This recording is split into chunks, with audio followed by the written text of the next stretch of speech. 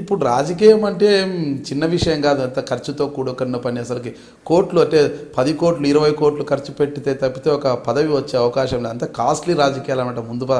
అదే మనం గతాన్ని ఒకసారి తీసుకుంటే అప్పటి రాజకీయాలు ఇప్పుడు రాజకీయాలు చాలా కాస్ట్ ఉంటాయి.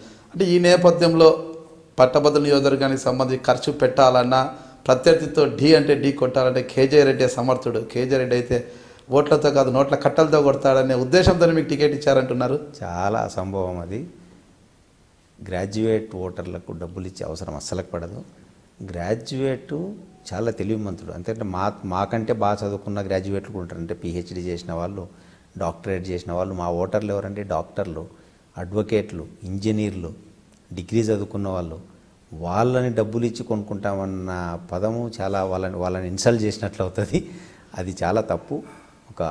వారికి ఒక ఆలోచన వచ్చిండొచ్చు, ఒక న్యూట్రల్ క్యాండిడేటు చదువుకున్నవాడు. ఎందుకంటే చాలా పెద్ద కాన్స్టిట్యుయెన్సీ, 38 నియోజకవర్గాలకు సంబంధించిన ఎలక్షను. 38 మంది ఎమ్మెల్యేలు ఉంటారు ఈ ఎలక్షన్స్ ఈ కాన్స్టిట్యుయెన్సీలో, గ్రాడ్యుయేట్స్ కాన్స్టిట్యుయెన్సీలో. ఒక 6 మంది ఎంపీలు ఉంటారు, 7-8 మంది ఎమ్మెల్సీలు ఉంటారు. వీళ్ళందరినీ సమన్వయపరచుకొని వీళ్ళందరితో ఒక ప్రణాళికాబద్ధంగా ఒక ఎలక్షన్ నడపాలంటే ఒక న్యూట్రల్ క్యాండిడేటు, ఒక సాఫ్ట్ నేచర్డ్ పర్సన్ ఉంటే మంచిదని ఆలోచన చేసి వారు నాకు అవకాశం ఇచ్చి ఉండొచ్చు. అంతకంటే ఇక్కడ ఎవరిని కించపరుస్తున్నట్లయితే మా భావన కాదు. మేము ఎవరిని కూడా ఏ వర్గాన్ని కూడా మేము కించపరచట్లేదు.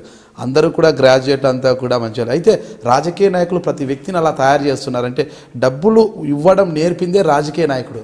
ఈరోజు మళ్ళా అదే పట్టభద్రుల దగ్గర, నిరుద్యోగులైన పట్టభద్రుల దగ్గరికి వెళ్ళి, మిగతా దగ్గరికి వెళ్ళి డబ్బులు ఆశ చూపకుండానే ఓట్లు వేయించుకుంటారంటారా? ఖచ్చితంగా. నేను 10 రోజులైంది దగ్గర ప్రచారం మొదలుపెట్టి. నేను గ్రాడ్యుయేట్లతో మాట్లాడుతూ ఉంటే the response what I'm getting is phenomenal అంటే ఫినామినస్.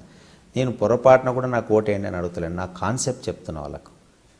మన రాయలసీమ, మన ప్రాంతము, మనం ఇట్లా చేసుకోవాలా, ఇట్లా చేసుకుంటే మనందరం బాగుపడతామని చెప్పేస్తే వాళ్ళందరూ కూడా యాక్చువల్గా చాలామంది పిల్లలు, నేను అనంతపూర్కి వెళ్ళాను, 35 మంది పిల్లలు, సార్ మేము నీ కోసం ప్రచారం చేస్తామంటే నా కోసం ఏం ప్రచారం చేయొద్దు, ఇప్పుడు నేను చెప్పినప్పుడు వద్దురు మీరు అని చెప్పేసి అందరూ కూడా ఎక్కడికి వెళ్ళినా కూడా. నిన్న కర్నూలులో కూడా ఒక 200 మంది నిరుద్యోగులతో మాట్లాడడం జరిగింది. వాళ్ళందరూ కూడా చాలా ఎగ్జైట్ అయినారు.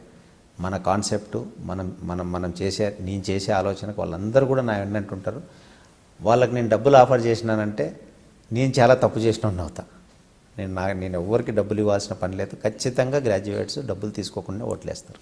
అంటే పార్టీ ఫండ్ ఏమి టీడీపీకి అంటే పార్టీ ఫండ్ ఏమి ఇవ్వకుండానే టికెట్ తెచ్చుకున్నారా? అసలు ఆ టాపికే లేదు, ఆలోచనే లేదు. చంద్రబాబు నాయుడు గారు, రెడ్డి గారు వాళ్ళు మాకు ఫోన్ చేయడం జరిగింది ఆఫీస్ నుంచి. నేను పోతే రెడ్డి గారు మీరు గ్రాడ్యుయేట్ ఎమ్మెల్సీలో మీరు పోటీలో ఉండండి అన్నారు. మంచి సార్ అన్న, ఇంకా డబ్బుల గురించి మాట్లాడుకోవాల్సిన అవసరం లేదు. డబ్బులు ఈ ఎలక్షన్కి అయితే ఖచ్చితంగా డబ్బులతో అవసరం పడదు. ఆర్థిక కష్టాల్లో ఉన్న పార్టీకి ఏదో పార్టీ ఫండ్ కూడా అవసరం కదా, పార్టీ ఖర్చులు కూడా ఉంటాయి కదా. ఈరోజు తెలుగుదేశం పార్టీ ఆర్థిక కష్టాలు ఏం లేదండి. చాలా మాకు మెంబర్షిప్లోనే విపరీతమైన డబ్బులు వస్తాయి.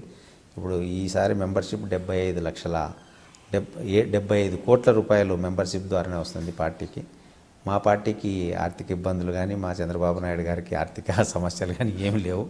వారు చాలా హ్యాపీగా ఉన్నారు. ఎందుకంటే వారికి ఉండే ఖర్చు కూడా మీ అందరికీ తెలుసు. ఆయనకు చాలా సింపుల్ ఖర్చు.